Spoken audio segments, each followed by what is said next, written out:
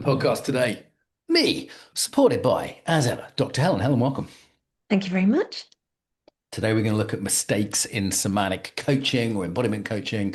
It seems like somatic coaching is the word that's taken on, which surprised me actually, because it's a more sort of unusual term. Maybe it sounds more scientific. Maybe I ruined the word embodiment for all the woke people. This is Steve's private theory, our colleague, that I made the word palatable. Somatic sounds better. So from the Google searches we saw, it seems like somatic coaching is the term. We call it embodiment coaching. I think it was Strozzi who originally coined the term somatic coaching. I thought he'd trademarked it, but now there's so many other people using it, maybe not. So today we're going to look at the top mistakes, Helen. Top mistakes. What do you reckon? Top mistakes. That sounds quite exciting, actually, and quite interesting. And probably people will learn that they're making them. They might. They might. Now, if people don't know, this is my day job, teaching somatic coaching, aka embodiment coaching. We've been doing this for many, many years. We used to do it in person for nearly 10 years in the UK and back in Russia as well when I could work there. Not anymore. And then online, the Certificate of Embodiment Coaching has been going for a few years. I don't know what cohort we're on now, but it looks like we know what we're doing at this point. It's surprisingly together and competent. And we also have exams for that. So we actually and we've had exams for both of these courses. So for the last sort of 15 years plus, we've been looking at exams, whether it was in person or recorded and sent to us, and saying, okay, what are the mistakes here? And I think we should probably just frame this by saying there's two extremes that aren't useful. We could call them the fundamentalist and the postmodern frame. And there's probably a frame in the middle that's more helpful. So if we say, there's no mistakes, Helen, everyone's a beautiful, unique snowflake, everyone's just doing it in their own way. And who are you to say that there are mistakes? I'm someone competent and experienced. That's who I am.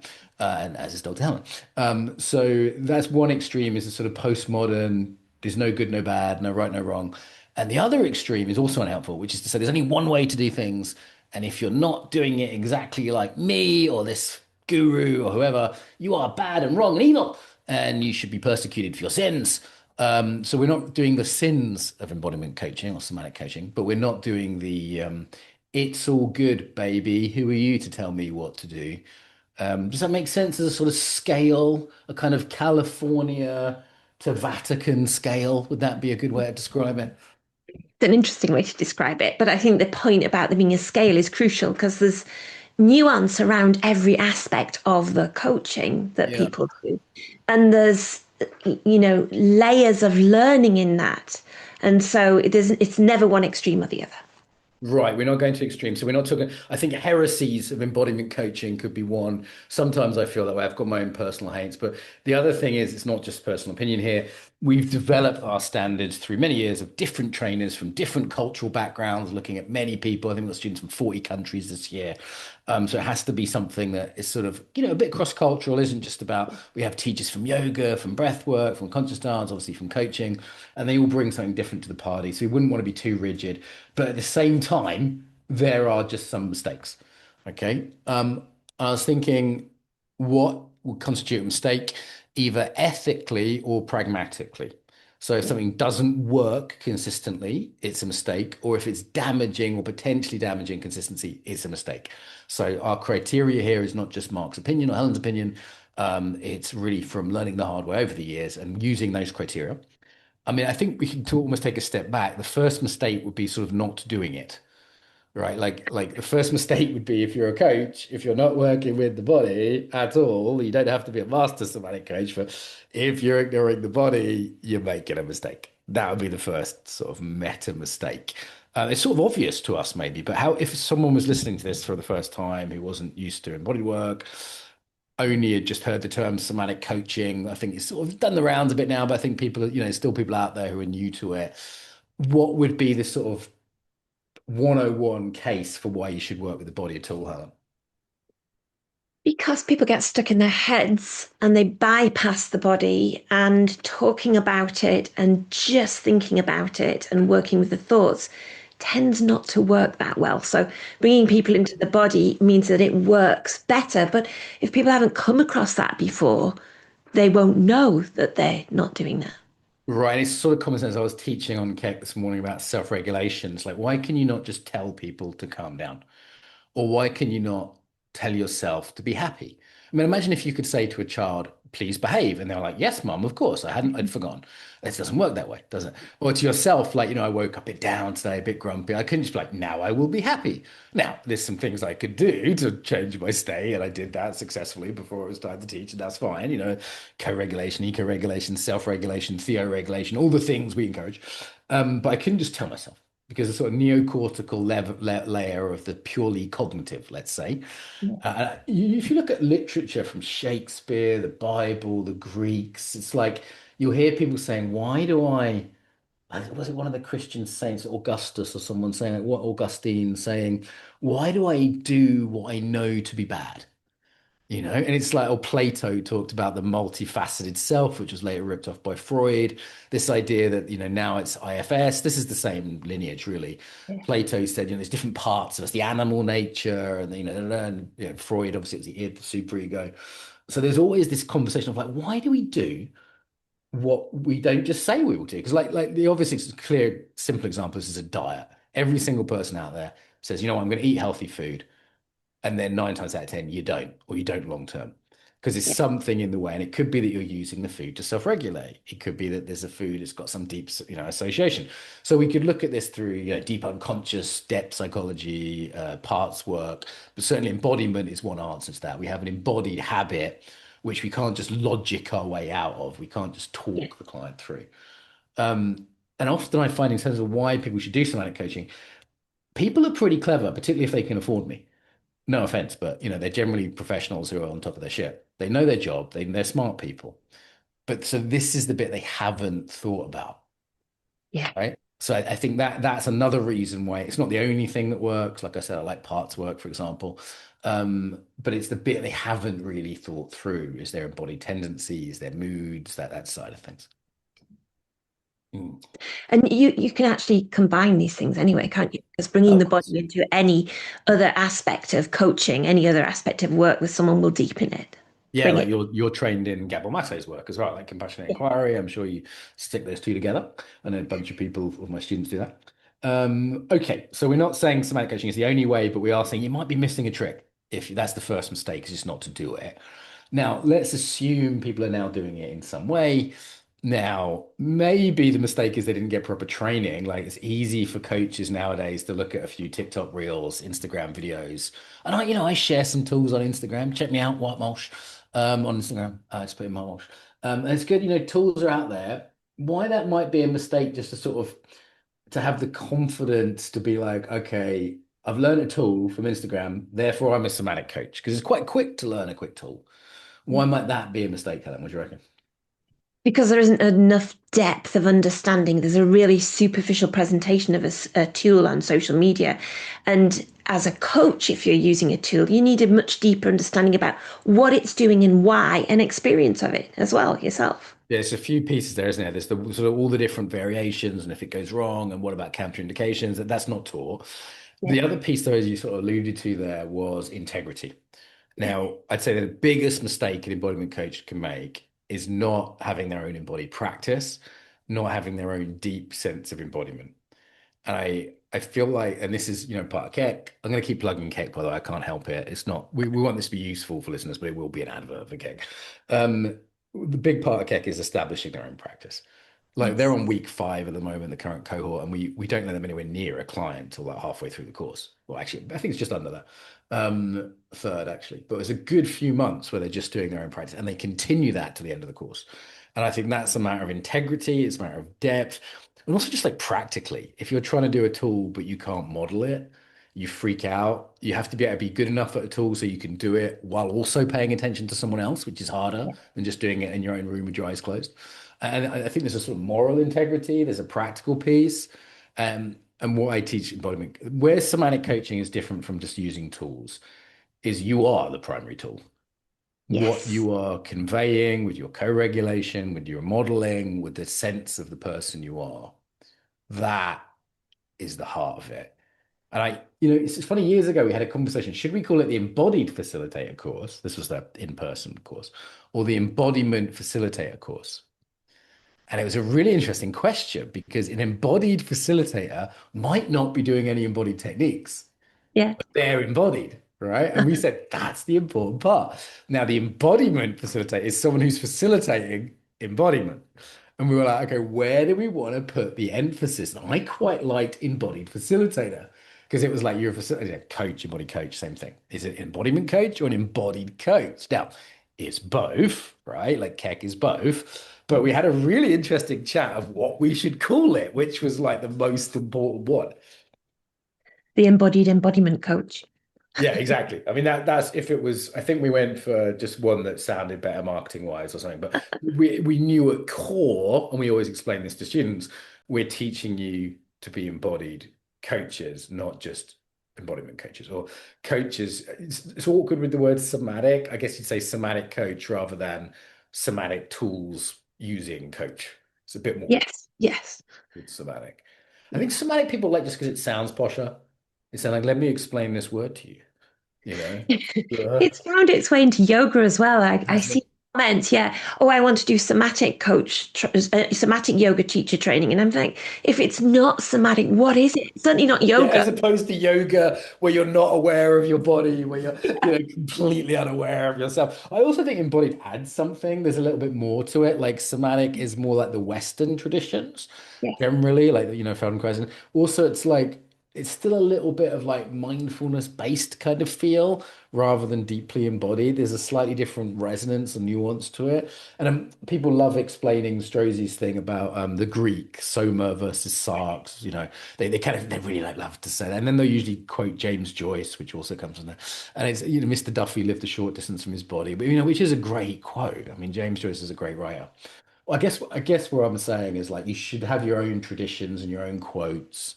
Do you know what I mean? I can quote Paul Linden, my teacher, if I need a quote. So yeah, I think maybe that's a mistake is sticking feathers up your ass and thinking you're a chicken.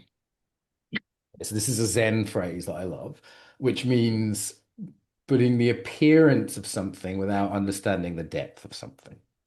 So what that means in the somatic coach sense is not just the techniques. Maybe it's like, you speak in the somatic voice and it's slow and deep and relaxing and down-regulating, which, is fine. And you might want to down-regulate your students if they're stressed, but it's if not an affectation. So I'd say yeah. a big mistake is confusing the affectation with the essence. Oh, that's good, Helen. Affectation versus essence. It's almost Heideggerian in its level of exploitation. Explication, is that a word? I don't know. I'm just fucking trying to use long words now like an idiot. So yeah, so affectation versus essence, sticking feathers up your ass, and that might look like dressing a certain way, talking a certain way, using certain phrases. For a lot of people, and it's what's peripheral. So for a lot of people now, for example, I'd say this is another mistake we can get into, is thinking they have to become a, gay race communist neo-Marxist. Like they're actually sort of, and that's that's more than affectation. That's insisting you sort of adopt a very intense, extreme political point of view, and you could track back where that comes from through the universities and the postmodernists and Derrida and the what were they called? The school, not the Frankfurt, yeah, the Frankfurt School. That has a lineage you can look back on, and maybe there's something in it, looking at disadvantage, but I mean that's more than a verbal affectation. That's adopting. I think it's a mistake to adopt a whole worldview, essentially a Maoist worldview, in order to become a somatic coach. I think that's a huge mistake people are making. Yeah. And that goes right back to your original point about seeing something in a reel or on TikTok and acting it, Acting adopting it, it. authenticity is a. Yes, I'm yes, always encouraging my students not to use my exact phrases to find their way. Like another one is just like cultural kind of affectation. It could be like trying to be more Asian somehow, or for a lot of Europeans, it's trying to be more American. yes, And I think that's a sort of mixture of political but often cultural affectation is the mistake. And we tend to think of our teachers as either Asian or American. So it's either Tibetan or Japanese master, and Aikido, it's always Japanese, and meditation, it might be Thai. Or yeah, American, I think we see it because of Americans often just it's a bigger market, America. We don't know this is just financial. It's much easier to make a living in America because of disposable income Like most of the sort of people who are buying embodiment stuff are basically wealthy, left-leaning baby boomers from New York or California. Like that's, and even for us, it's the biggest nation who buys keck. And Yes. I really don't appeal to that country as much as many. I know we have listeners from the States like, hello, I love you. It's nice to see you. Sometimes they think I'm refreshing, but I attract the minority Americans, not the majority, sadly. Our second biggest country is Germany, though the German speaking countries would be bigger than the United States, actually, if we added Austria and Switzerland together. So that's a fairly big market in Europe, just because, again, because of money, right? Yes. But you'll see less German teachers because their shadow around leadership and sort of stepping up and being a leader. And it would be strange if a German embodiment coach were to impersonate an American or a Japanese. It would be strange. It just wouldn't really fit. And I remember when I was teaching embodiment in Brazil and Ethiopia, particularly Ethiopia, where I had students, I was like, you guys are different than me. You have a different culture. And I don't know what this is going to look like by the time in this case, it was an Aikido context. I was like, what is Japanese? What is English? Like I make a lot of jokes when I'm teaching. That's very English. It's not very Japanese, actually. Yeah.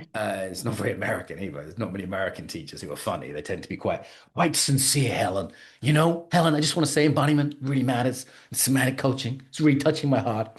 And it's like, yeah, okay, that's beautiful. I got a little bit more sincerity from the sarcastic Anglo traditions might be a good thing. So it's like, what do we take from our teachers that's useful? Japanese tradition or American sincerity? What do we drop? In Zen, they talk about you have to swallow the whole fish and spit out the bones. Oh, I like that. I'm often saying to the yoga teachers in training that I work with, it's like you're learning to drive a car, and you only actually learn to drive the car after you've passed your test. And then you find your teaching voice. First, you're learning the rules, you're embedding the skills, you're feeling the embodiment of it, but then the true teaching comes out after that. And it's interesting, the Asian tradition is you learn the form and then forget the form. In Aikido, there's Yeah. different stages that have different names in Aikido. And in Keck, we ask people copy us exactly on semester two, and in semester three, we ask them to loosen up a bit and bring in a bit Yeah. more of their own style. But it's difficult because if you copy exactly, you become indoctrinated. But if you Yes. don't copy, it's a bit arrogant and you never really get what the teacher's teaching. So it's actually a very difficult tension in teaching, I would say. Okay, so we have a mistake. So the sort of taking on the affectations, whether it be personality wise, it'd be weird if some of my students sounded like me, right? It'd just be weird. It just wouldn't work. Like I met Christina or Cara or Candice is this nice, soft, feminine Canadian. It would be very strange if she sounded like me teaching. It would. It would be odd. So I think that's a good sign of a good school, I would say. So mistakes, not getting properly trained. Now, it's a bit more than just the sort of TikTokification, but I think not having the humility to realize there are traditions, and none of them are super old. Like we've been around like teaching teachers for 15 years or so. That's actually quite established. Wendy Yes. Palmer's tradition, now led by her daughter, that's been around longer. There's others. And I want to say that like it's kind of important that studying with someone that's been doing it longer than you have, because they've learned a lot of the mistakes the hard way. So it's like, how do you avoid making mistakes in somatic coaching? Work with someone who's made all the mistakes, right? Yeah. And you're not gonna not make mistakes, but you will speed up your learning curve. Like Paul Linden and my other teachers, they speeded up my learning curve. I hope I speed up my students' learning curves. Like I made a lot of mistakes, so things I would never do now. And when I started in England, there was almost no one else in England doing. I think I was pretty much the first, full-time embodiment teacher, somatic coach in that way. Obviously there's yoga teachers and stuff. And I made some horrible mistakes. My second corporate client like didn't book me. They booked me for two sessions, and the first one was so bad they didn't do the second. I mean, luckily my first client was encouraging. My third client was also good, but my second corporate client was a nightmare. And would still be embarrassed if I bumped into those guys, 20, 30, however many years it is later, 20 years later. So I made a lot of mistakes, including in some rough places, like working in war zones, not having good supervision, self-care in Sierra Leone. I didn't make that mistake again in Ukraine, but it's like I made some serious mistakes working with traumatized people. I don't think I hurt anyone else, but I definitely hurt myself. Yeah, yeah, I think I did too, actually, and not in a war zone, but in intense situations and over an extended period of time. But if nobody draws your attention to the possibility Right. of that, you don't know about it till it happens. Well, you really need community. You need guidelines, supervision, if not direct coaching supervision. I'd say a mistake is not having some accountability. Yeah. It's interesting. I was learning about the Catholic Church recently, and they have all these different mechanisms, and obviously they're not perfect, if we know from history. But they do have a lot of mechanisms to try and have some accountability. So there's traditions, there's books, obviously the Bible, and there's you have a priest, you have a confessor, you have all these different things, right? Now, none of it works perfectly. In this case, obviously, we can, take examples of it working very badly, but they're at least trying. There's at least Yeah. some sense there. Now, most organizations try to have some. I think you need guidelines, moral conscience, and group accountability. So Yes. guidelines would be like, here are the rules for being a coach. Here are the ethical guidelines. But you also need conscience because guidelines can be rigid, but your conscience can fool you, right? We can all be, and this is a mistake I think a lot of somatic coaches make when they start to get famous or start to get well known or start to get even a following. The male yoga teacher who's never been popular with the girls, and all of a sudden he's got 20 hot young yogis looking at him like he's God's gift because he knows how to do a chaturanga, right? Yes. Like the level of inflation you can go through, like ego wise, I definitely made that mistake. And I think there's a piece here about really arrogance. So our culture says, I decide what's right and wrong. And it's like, well, there's some positive in that. Like we're not just submitting to Islam or a system or something, right? But having a personal conscience is important. But it's also dangerous. And I Yeah. think this again, there's two extremes here. One would be I decide what's right and wrong. The other would be saying, you know what, it's all ICF guidelines or British Wheel of Yoga guidelines, and that's all that matters, and I don't actually have to think or feel. Two extremes that are unhealthy. So I think it's ethical mistakes. People think ethical mistakes is like, I don't steal from my clients, and it's like, right, but there's lower level stuff. There's other gray area. The other one is people don't understand the inflation that comes when you work with the body. You get altered states. People also get altered states, and they take those personally, and they think you're the shit because they got high around you and they Yeah. associate it with you. And Yeah. it's if you wonder about all these gurus and all these abuse cases, everyone thinks they're immune to that, and I'd say no, you're not. No, you're not. Actually, have some humility that you may be, you might not be a psychopath who's going to hurt kids or something, right? Hopefully not. But you might be corruptible as a human who could be nudged in unwholesome directions And without seeing it coming, without seeing it, realizing it developing, perhaps. Um, without having the in accountability for people to call you on it, right? yeah, yeah, I had always had a female co-lead or another co-lead, usually a woman. And occasionally at times I'd just say, hey, Mark, be careful. Or, hey, yeah, Mark, you're getting a bit full of yourself. yeah, And I think that was really helpful. Was really helpful. Just got to nip it in the bud before anything happened. Like yeah, this idea that you're like, it's really funny actually when you hear people like, it's really easy to criticize world leaders, particularly at the moment. It's obviously very understandable. But I think people who have never been in a position of power don't actually, because power both reveals and corrupts. And yes, and when you are having a big following on Instagram or whether you're doing workshops, even with like 20 people who think you're amazing. I used to work on an activity camp for kids, right? And my job was training instructors. And so I was good at it, done it for years. And people, it's like PGL, if people know that in the UK. So you'd go out, you do climbing and archery and abseiling and quad bikes. It's cool. It's a fun job.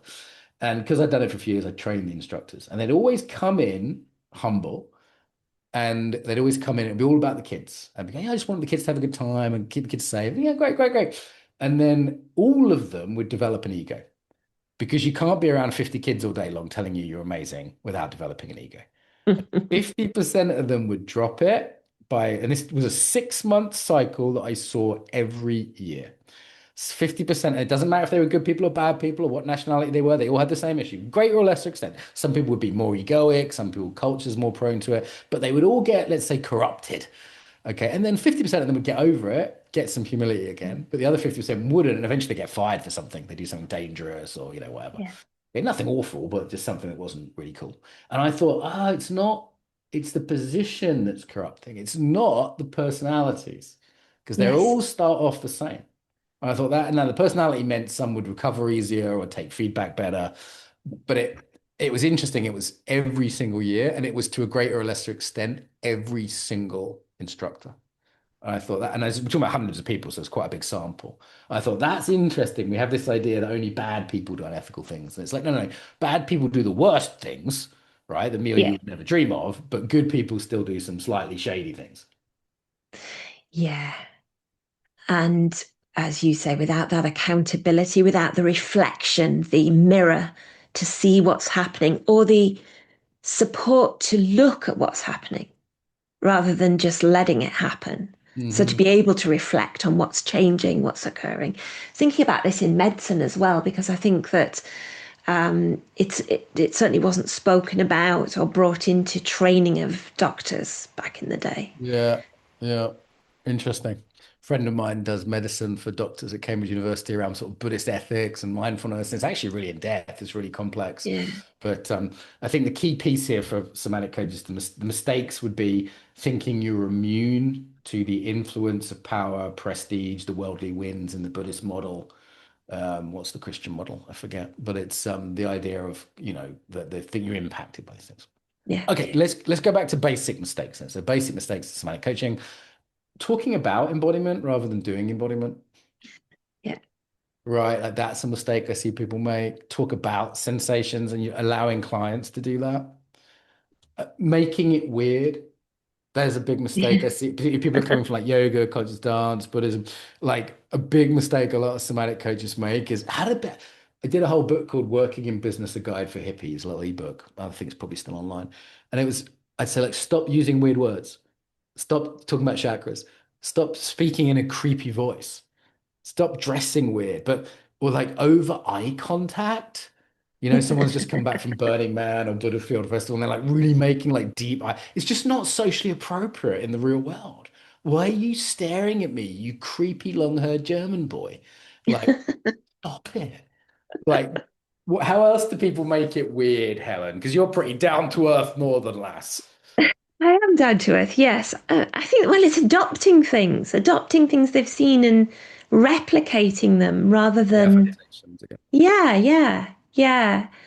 I think that comes with a lack of confidence as well. So the apparent confidence in how Mm, somebody presents is often a lack of confidence. And so that can be really strange and weird because hmm they're hmm not, it's not really embedded within themselves anyway.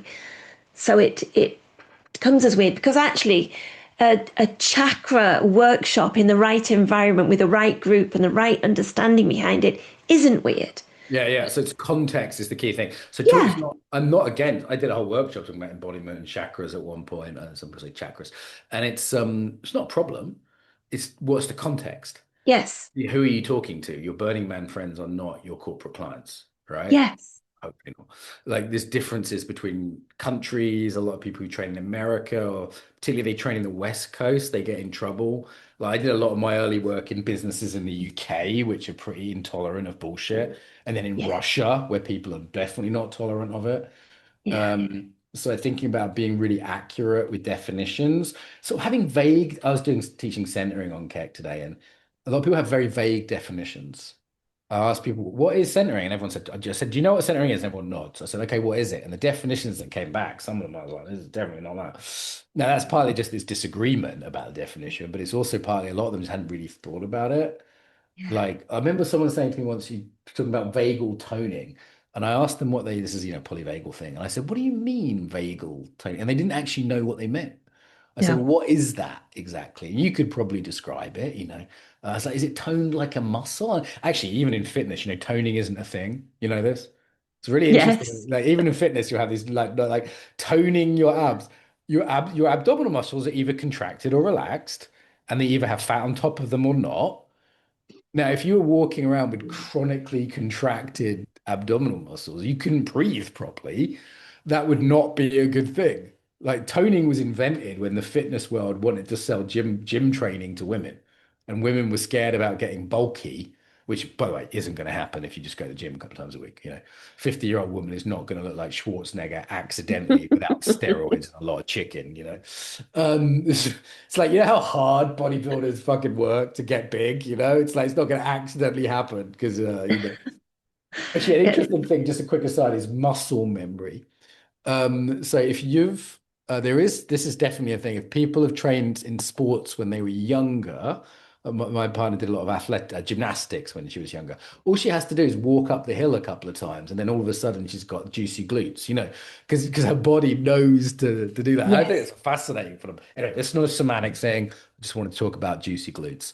Um, so what was the learning there? What was I saying, Helen? I got distracted by thinking You about did get the tubes. distracted. You were talking about vagal toning and Oh use of yeah, words so that people that's don't exactly. understand. Yeah, Yeah. using words you don't really understand, being able to define it. I'd say if you can't describe a term to an intelligent 10-year-old, that's a mistake. Yeah. So I think that's the key test. Could an intelligent 10 or 12-year-old understand what you're talking about if you were to break it down? All right, let's talk about states then.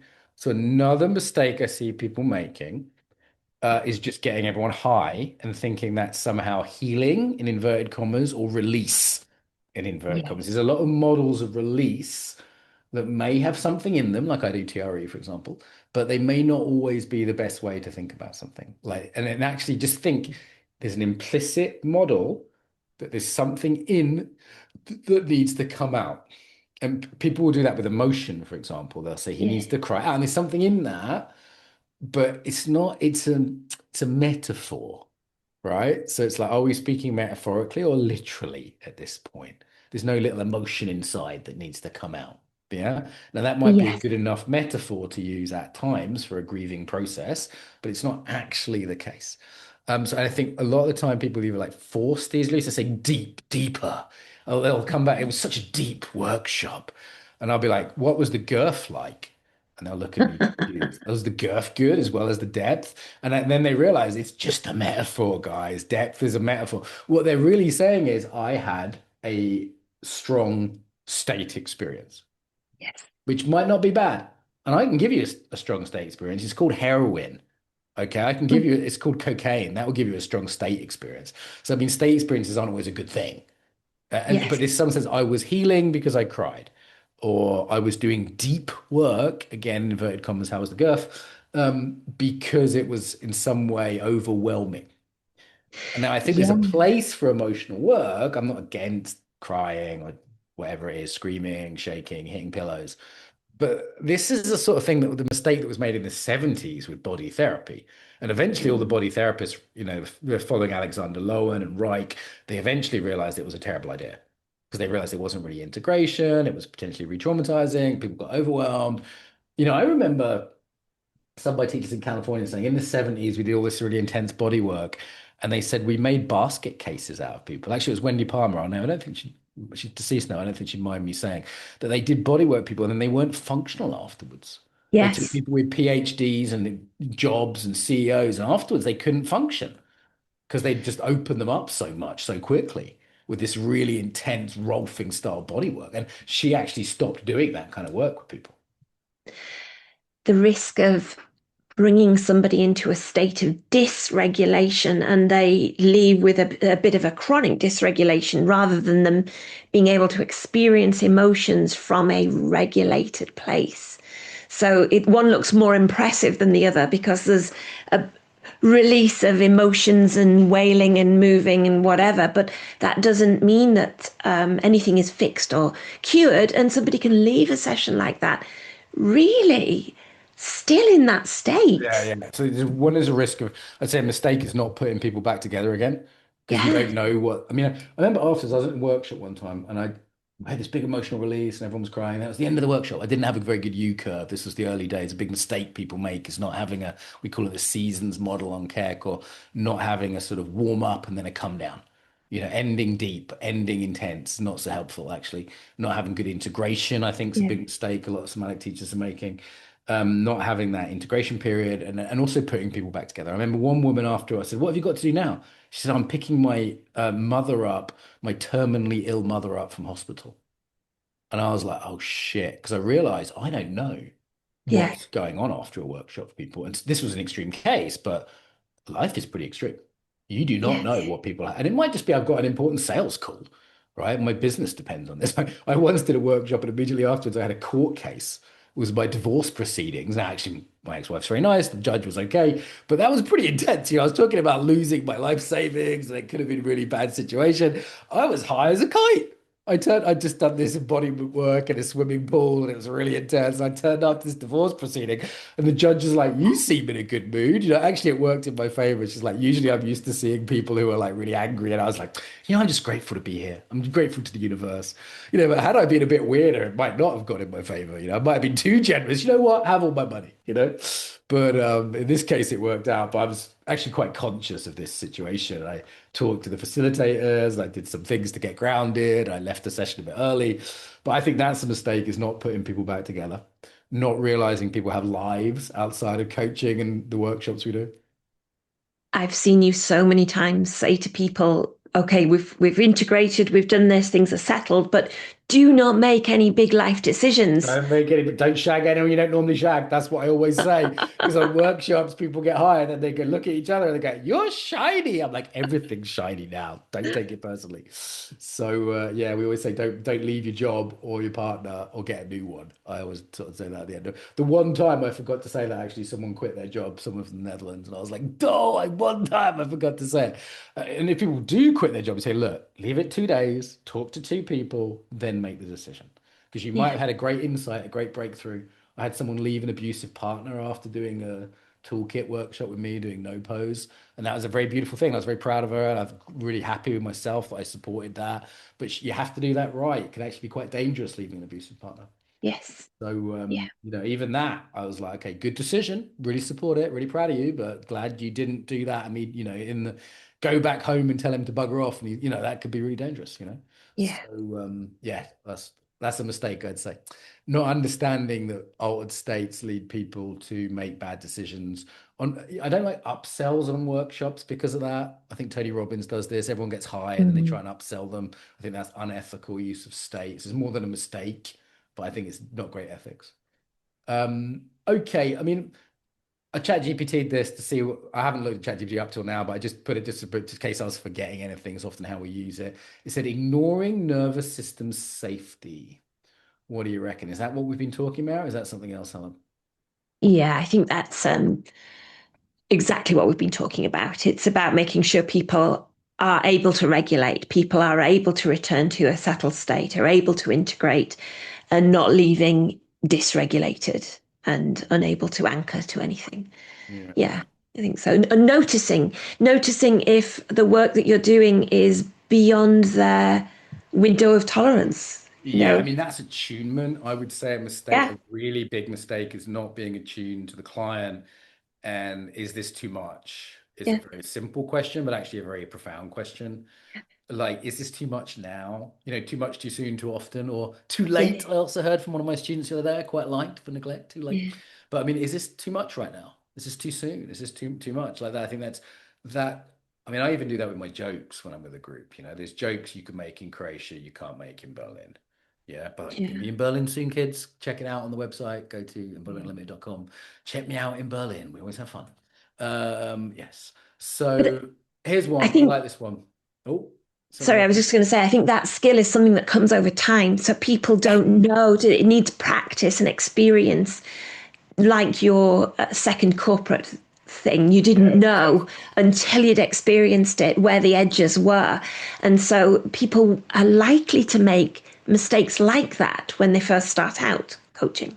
It's interesting. I always say there's two types of questions that Keck students ask me. One is technical questions, which I can give an answer to. The other is, I call them kissing questions, which is an attunement question, which is like someone said, "How do you kiss?" You could give them technical instructions, like you put your head at 25 degrees and you insert your tongue 1 centimeter, but it would actually not be right. Like that's when to kiss, how to kiss, when to stop kissing. That's an attunement question. That's an Yeah, experience question. I often say it depends. yeah, What does it depend on? Again, sometimes a few technical factors that I could break down, like don't kiss anyone who doesn't like you. But there's also things like that I just, you just got to do the reps. You've just got to yeah, learn that the hard way through experience.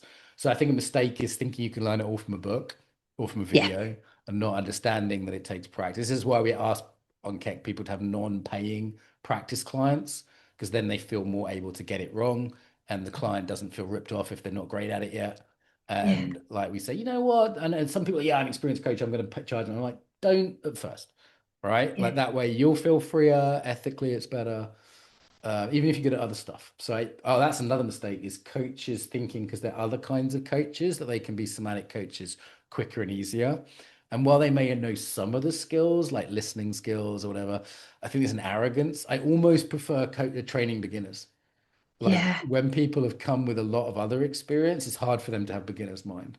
It's like, oh yeah, I know about somatic coaching because I've done yoga, or I know about Yeah. somatic coaching because I've done NLP coaching. And I'm like, just try and have some humility around that. I think actually the NLP coaches find it particularly difficult to make that There's transition. certain schools that are better than others. Like CTI are a school I've had a lot of good experiences with, or integral coaching. Who are they? I think they just called integral coaching group out of America, actually out of the West Coast, who give they're very good coaches.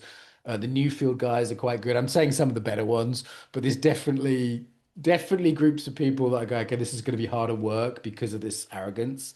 Like I know because I did an NLP master practitioner in a weekend. And it's like, careful. Yeah. Or, even 10 years of yoga experience, because it's hard because 10 years of yoga experience does give you some somatic skills, but not others, right? So in terms of transfer to somatic coaching, they're not wrong that it gives them something, but it doesn't give them everything. That's the mistake.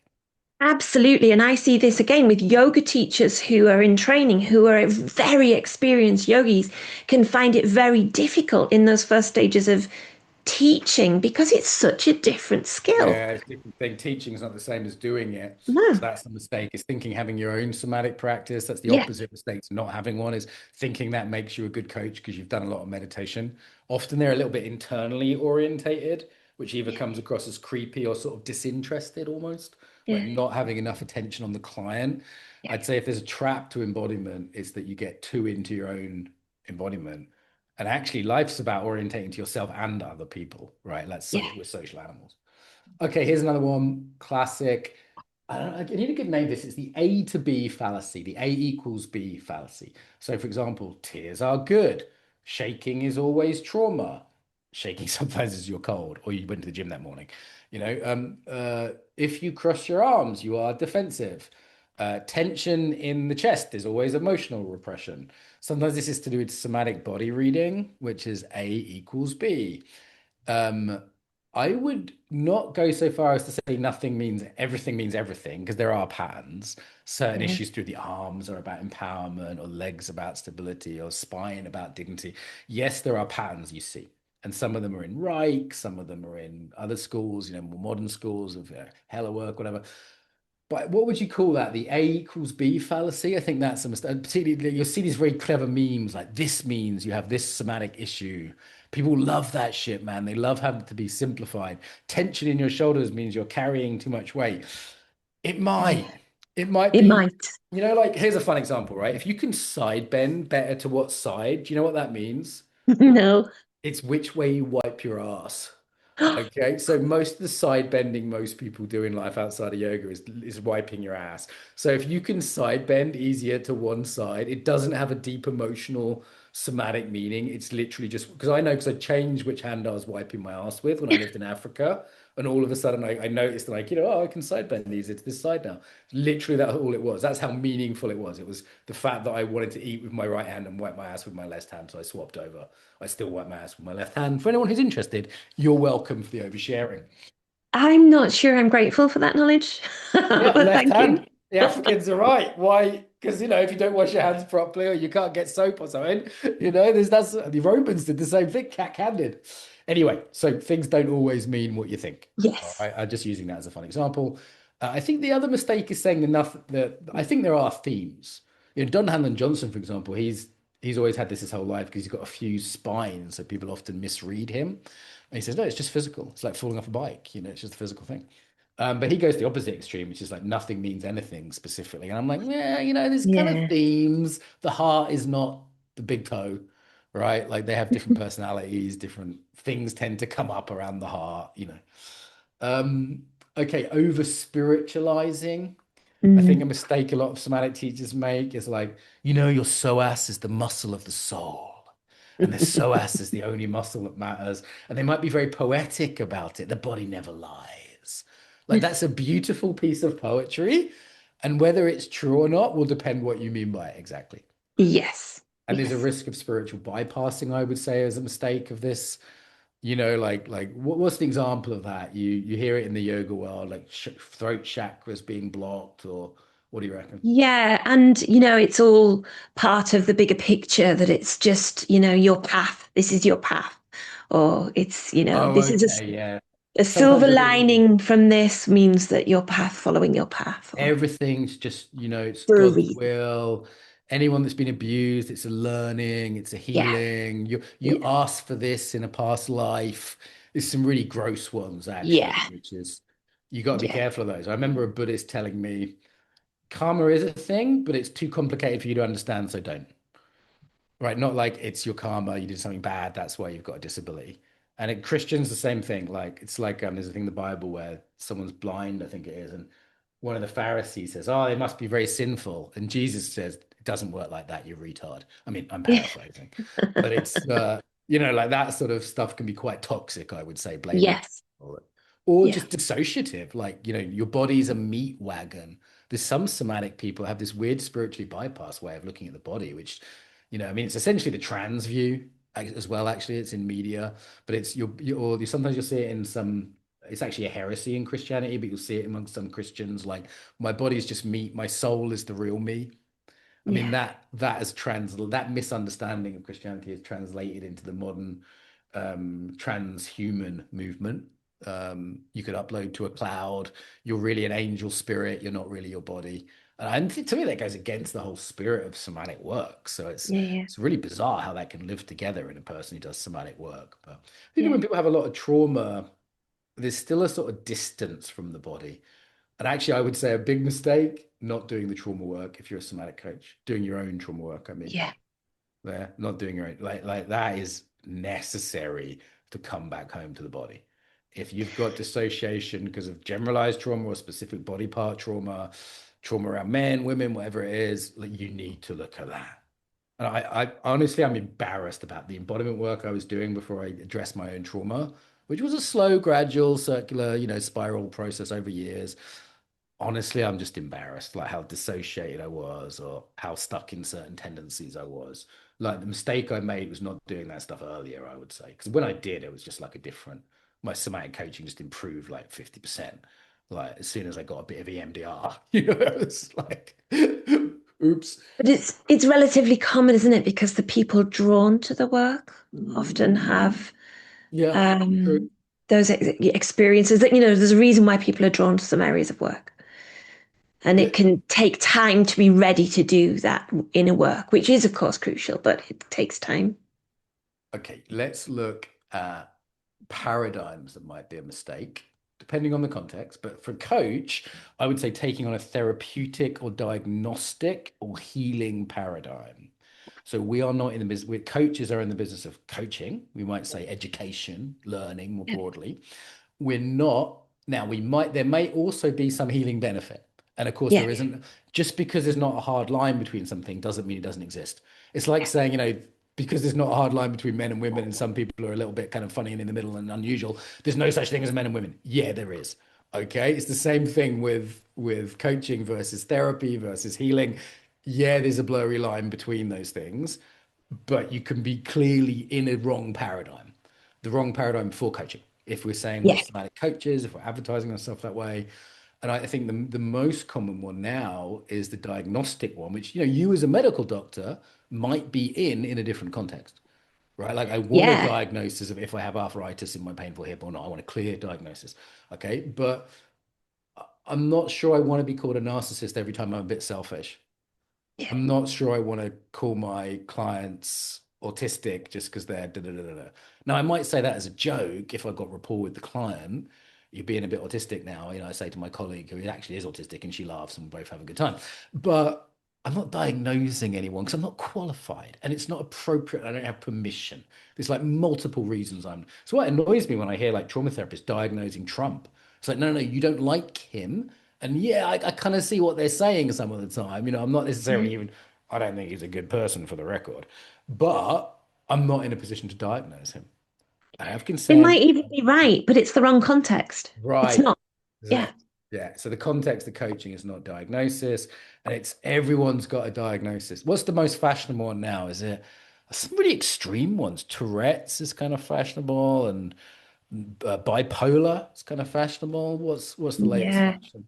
I think it's unfashionable to not have a diagnosis. Well, it adds an ontological authority, doesn't it? That's my new phrase, Helen. I'm going to keep saying it till I remember. Nice. It adds a sort of like weightiness to say that you've got a diagnosis of someone else's. But as coaches, that's not a job. It's not a job, guys. No. Another paradigm that's maybe not so helpful. So there's diagnosis, medical, like trying to fix someone. Yeah. I've had people say, "Oh, you've got bad posture. I'm going to fix it," and then I'll say, "Bad posture for what?" And they can't answer my question.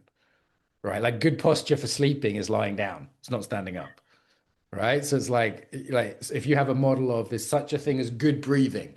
Okay, good breathing for what? If I'm on a hot date, I want fast chest breathing with nasal flaring. And that's a good breathing for a hot date. Like, yeah, everybody's having a good time. I don't want to be breathing that way while I'm coaching. No, you It's not don't. bad breathing. It's just different context, right? Yeah. Like I want a more diaphragmatic breath, if I'm coaching, right? I don't want a soft, relaxed diaphragmatic breath the whole time, but I'm having Helen, let's not go there. I'm oversharing again. There's a mistake, oversharing. Um, Other common ones we see on KEC exams. That is a mistake, actually, oversharing, isn't it? Oversharing is a mistake for a lot of somatic coaching, going about and on Mm. about your age. I'd say not sharing at all can also be a Yes. mistake. I think it's okay. Thinking you're a therapist. The most common mistakes I see on CAC exams, using non-operational hippie language, so language which isn't clear instructions, verbal tics like saying just do this, just do that. Filler words as well. Yeah, filler words. I mean, it's not the end of the world. But not having a good rhythm, the cycles model, that's the biggest mistake I see from intermediate to beginner level improving. Not embodying it yourself, not actually being attuned. So they're just doing to the client rather than being really in relationship, not being centered. It's okay to be a bit nervous if you're coaching, but it's okay to be thrown, but you need to come back from that and do your own self-regulation techniques. Not getting the client to actually have a takeaway insight and or practice. That's a mistake. Yeah. So they do a session, the client has an experience, but the client doesn't walk away with anything useful like a clarified insight, an integration, that like autumn of the seasons kind of Yeah. process. And not having like, okay, practice they can go away and be better at, or else they're just reliant on the coach. I guess they're the main mistakes I see when I mark exams. But all of these come with awareness that they're needed and practice, don't they? Yeah, and you might miss that you're not very well regulated yourself. Like if someone's doing an exam for KEC, I let them get away with being nervous as long as I can see they're aware of it and they're trying Yeah. to regulate themselves. Then I go, okay, they've got some software and they're probably just in the exam. And there's still things clients say that freak me out. There's occasional, I've got a lot of deep experience. What do you think the life experience? It's not really a mistake, but there's something around like depth of life experience. Like me and you have been around a bit, Helen. You've been in tears on a prison floor.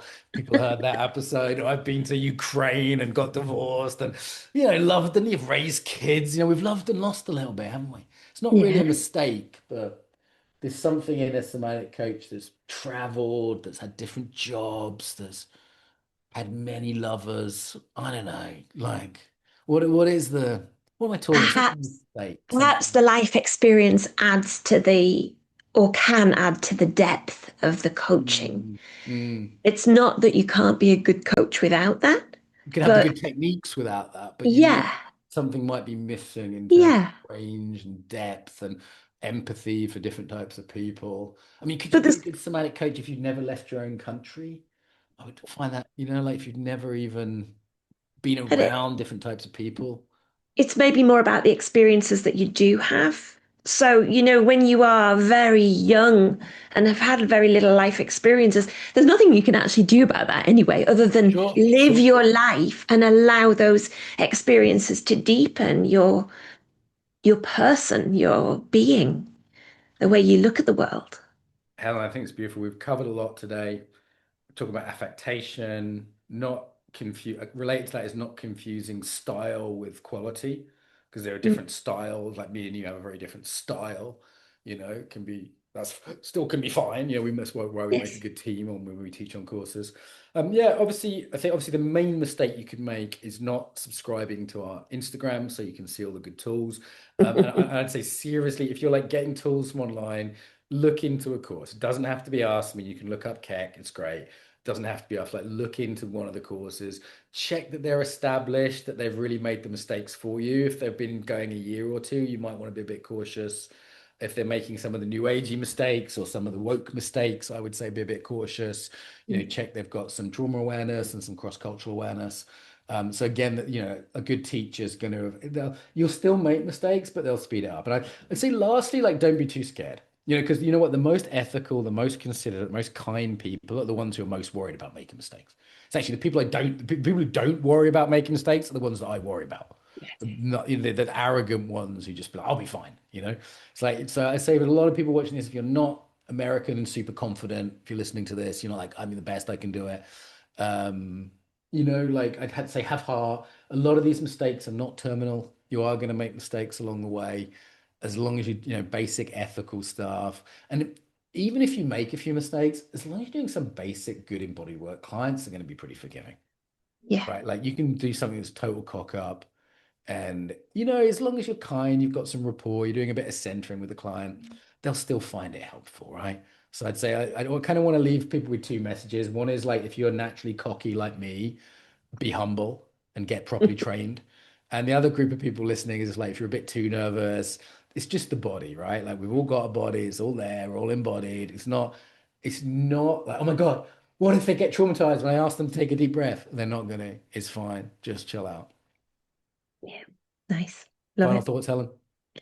Yeah. Do it anyway. Do it. Learn it. Feel it. Come train on Kirk. Always hope this has been useful for